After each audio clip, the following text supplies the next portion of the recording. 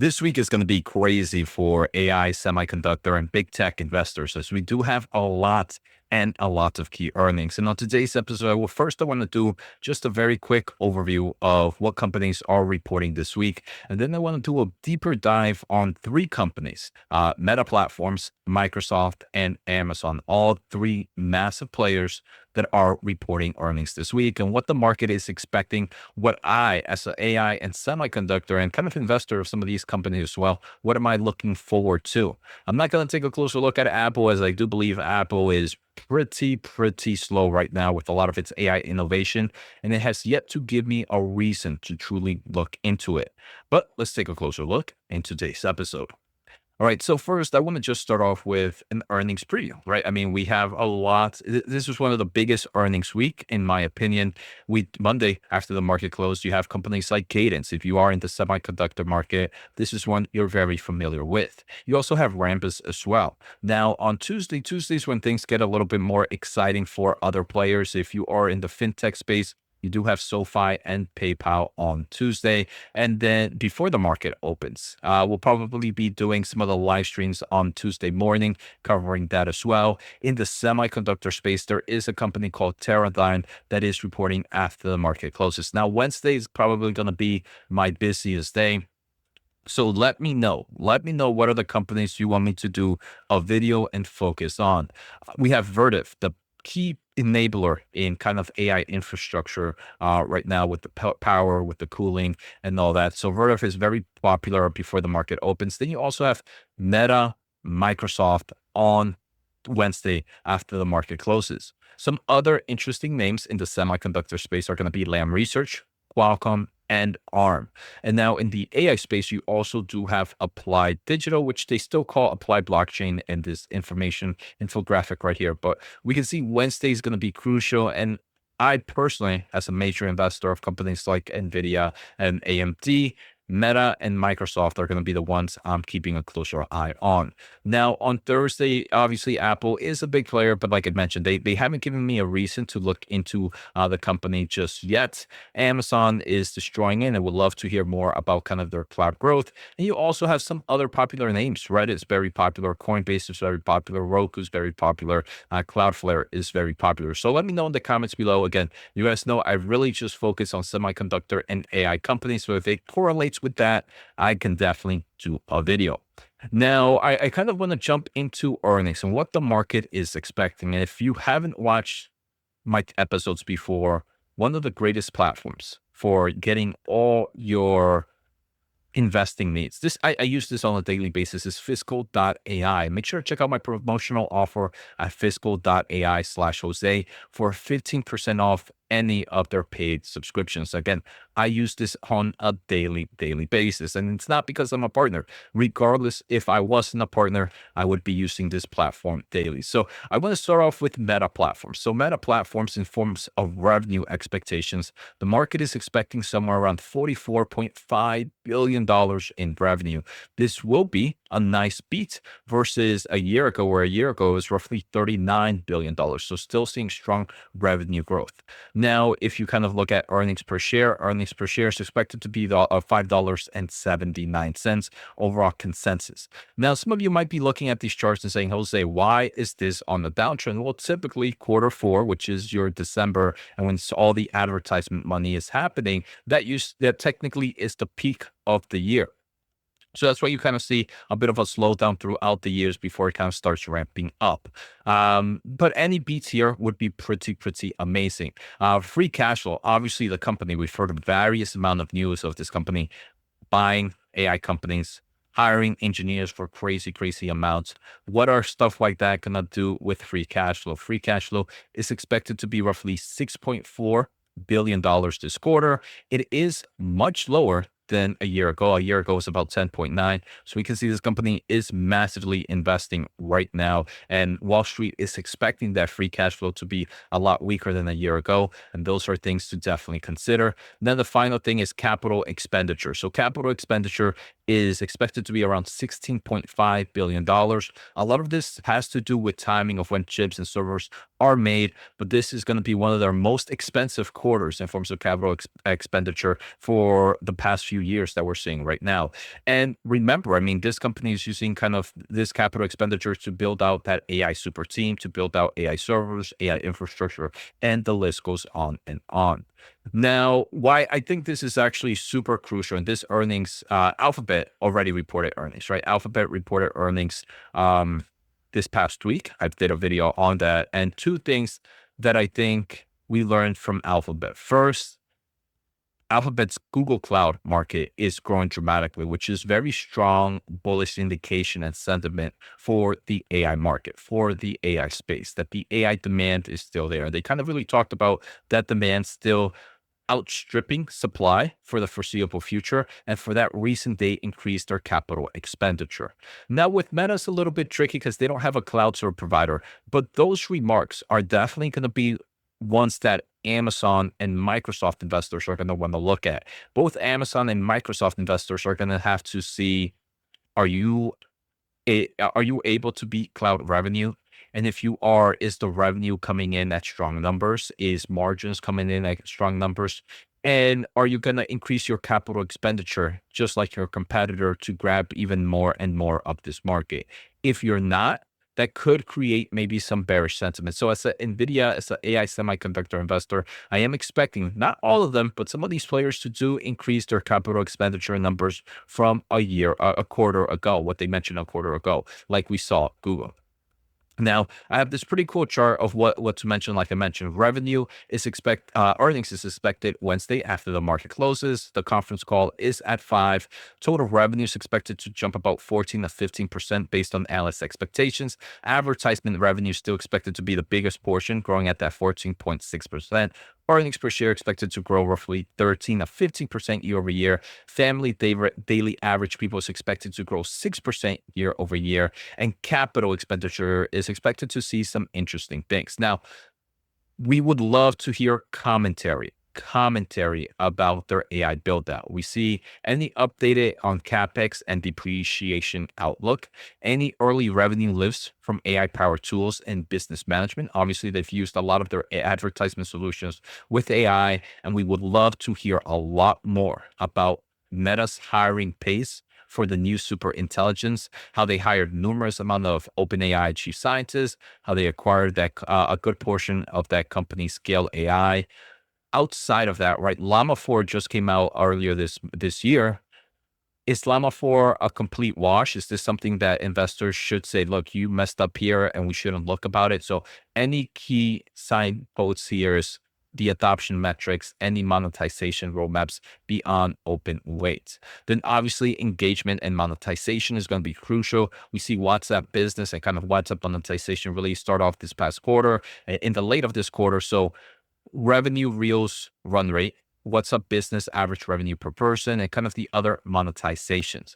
And these are going to be, I think, the crucial things to really, really look at. I think the market right now is all seeing Mark Zuckerberg, are you going crazy with AI investments? And if you're not, tell us why not. What do you expect in the next year with these super investments that you are doing in the AI space? Now, again, if you are enjoying the episode, please make sure to hit the thumbs up and the subscribe button, as this is going to be the best place you're going to get any semiconductor and AI news. Companies like Amazon, like Meta platforms, like Microsoft, we cover on a weekly basis, sometimes maybe even more, especially if you are excited about NVIDIA. Now, we're looking here into Amazon. So Amazon, very similar, right? I mean, for e-commerce player, quarter four, that December quarter tends to be the biggest quarter for them throughout the year. And then you kind of see a big decline and then eventually kind of pick back up over the next few quarters until we get back to that December. So for June 20, for this upcoming quarter, market is expecting somewhere about $162 billion of revenue. That is wild. That is wild. Some kind of the numbers on revenue there. Earnings per share, about $1.31. Now, if you want to look at free cash flow is expected to grow to about $9 billion. And capital expenditure is expected to be about $25 billion. So again, this is that same sentiment. What is happening with AI CapEx? Are you growing? What are you seeing with that cloud AWS platform? So like I mentioned, report earnings on Thursday after the market closes. The overall web call is going to be at 5 p.m. Now, in net sales is expected to be up 9% year over year. Normalized earnings per share is expected to be up 33% year over year. AWS revenue, and this is going to be crucial, expected to be up 17% year over year. If that misses expectation, that creates a very bearish sentiment about the AI space. If it beats expectations dramatically, it talks a really good game about generative AI demand and them not losing market share to companies like Google. The advertisement service is also expected to be up a nice double digits year over year. So in forms of what the sell side will kind of quiz management on is AWS trajectory. What are you seeing higher commitments on AI solutions from your Bedrock, from your own ASIC solutions like Trainium, from NVIDIA's GB200? And that's that translating to strong digital growth in revenue and also margins. Obviously, the retail is very important for them. So, how have any recent sales and updates done with their, and obviously following through with kind of the ad and the digital market? Now, there are some recent news impacting the company. They did have a record 4-day Prime Day, supposedly, in most recent, in July of 2024. They did announce that Project Rainer continues to grow dramatically, which is going to be that massive, massive growth. But the true indication here is AWS. I think AWS is where any AI investor is really focusing on. Any prints above that 70% year over year growth, any commentary on quarter 3 guidance on AI demand would be seen extremely bullish for this company that it is the #1 player in cloud market share. Now let's jump into Microsoft to finish off this episode. And Microsoft here revenue, we are expecting this to be a nice quarter over quarter growth and year over year growth. Revenue is expected to be $73.8 billion. Now, again, unlike the other two that we saw, this doesn't really depend on a quarter over quarter basis. You should expect this to be going up almost sequentially. There might be some slowdowns here and there, but you don't see these massive growth and massive dips per quarters. Obviously, the quarter 4 might be a little bit accelerating if you have a lot of their sales on the consumer market. So that can definitely help beat dramatically. But technically, you kind of see this nice strong growth over time.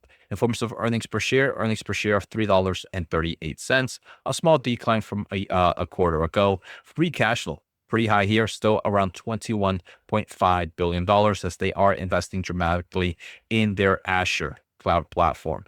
And CapEx, actually, sorry, my apologies. That was free cash flow. So free cash flow is actually still expected to be pretty strong. Those are some pretty strong free cash flows of about $21 billion. Now, if we look at CapEx is expected to be around $17.8 billion. So still investing dramatically here in the capital expenditure. And now some of the key points. Again, this one's reporting on Wednesday after the market closes. The consensus, we see revenue expected to be up roughly 13 to 14% year over year. Diluted earnings per share to be actually up around those same levels. In forms of segment, Azure individual growth is expected to be 34 to 35% growth.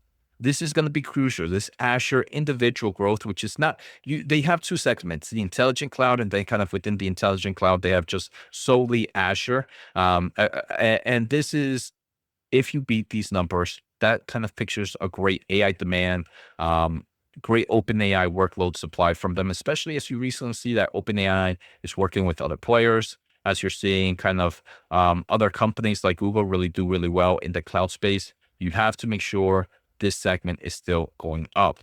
Now, the productivity in business, that's expected to be around $32.35 billion on the top end. Copilot 365 monetization and seat growth. That's what you want to watch. And for more personal computing, I don't think there's much changes here, but would love to hear the commentary of Windows OEM rebound and kind of the refresh cycle in the PC space and what that has to do with Microsoft. Now, the key themes, obviously, Azure momentum, the cloud space, second consecutive quarter of mid 30% growth expected. Anything above 35% would reassure the market that they are growing in the AI space. Anything below 33 could trigger a derating, especially since we saw Google already do so well. Like I mentioned, that AI monetization, focus on Copilot seats penetration, any early agentic AI workloads. We heard really great news from Google.